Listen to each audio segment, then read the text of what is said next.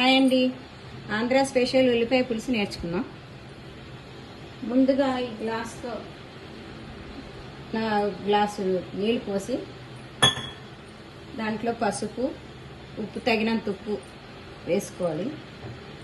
ఈ చిన్న ఉల్లిపాయలండి, ఆంధ్ర సైడ్ దొరుకుతాయి. ఇక్కడ కూడా విజేత సూపర్ మార్కెట్లో కూడా దొరుకుతాయి, అవైలబుల్గా ఉంటాయి.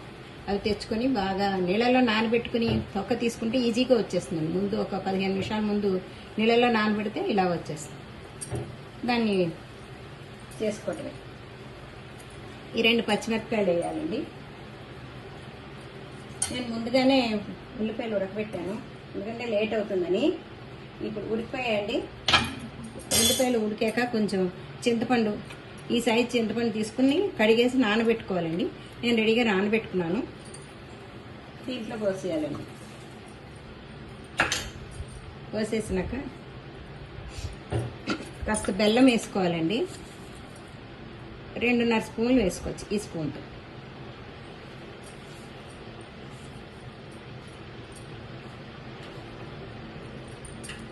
ఇంకా ఎక్కువ వేసుకోకూడదండి, ఉల్లిపాయ తీపి కదా, మరీ తీపి అయిపోయినా కూడా బాగుండదు.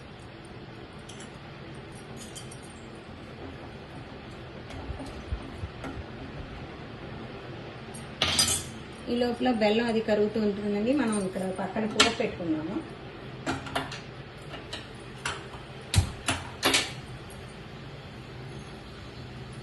ఓ 3 చెంచాలు నూనె వేసుకోవాలండి.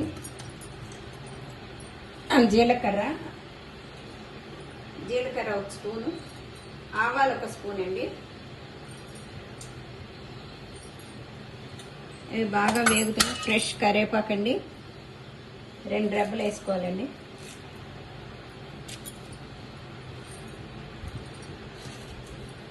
కరివేపాకు లాస్ట్లో వేసుకోవాలి. కొంచెం ఆవాలు జీలకర్ర వేగాక వేసుకోవాలి, లేకపోతే టప్ టప్ అంటుంది. మిరపకాయ 2, 1 మిరపకాయ బాగా వేయించుకోవాలండి. కాస్త ఇంగు కూడా వేసుకోవాలండి.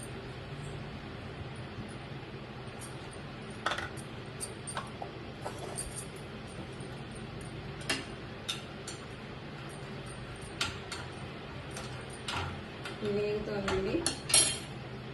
ఈ పక్కన ఇంకా బెల్లం కరిగిపోయిందండి. ఇప్పుడు కొంచెం అంత నీళ్లు పోసుకొని బియ్యం ఈ స్పూన్తో 1.5 బియ్య పిండి తీసుకోవాలి. కొంచెం నీళ్లు పోసుకొని ఇలా కలుపుకోవాలి. ఇలా కలుపుకొని దీన్ని ఆ పులుసులో పోయాలండి. ఎందుకంటే కొంచెం చిక్కబడుతుంది మనకి, లేకపోతే పలచగా ఉంటుంది. ఇలా కలుపుతూ ఉండాలి. అది పోసినాక బాగా చిక్కగా అవుతుంది. బాగా చిక్కగా కాదు, కొంచెం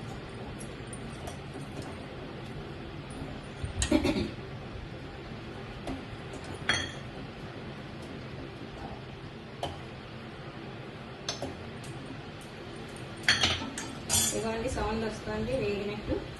దాంట్లో కరివేపాకు వేసుకోవాలి. కొంచెం దూరంగా వేగని తేలుతుంది.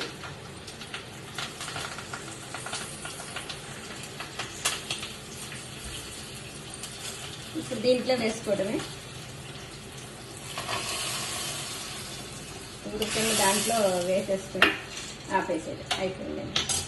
పైనుంచి ఇలా ముందుగా వేయించుకున్నానండి గుమ్మడికాయ వడియాలు,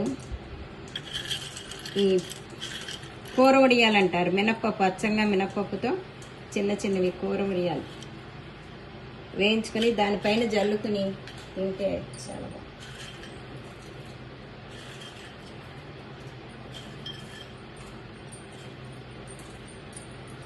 దాని మీద జల్లుకోవాలండి. దాని మీద గార్నిష్ లాగా వేసుకుని మూత పెట్టేసుకోవడమేనండి. వేడి వేడి అన్నంలో ఉల్లిపాయ పులుసు రెడీ. చాలా టేస్టీగా ఉంటుందండి.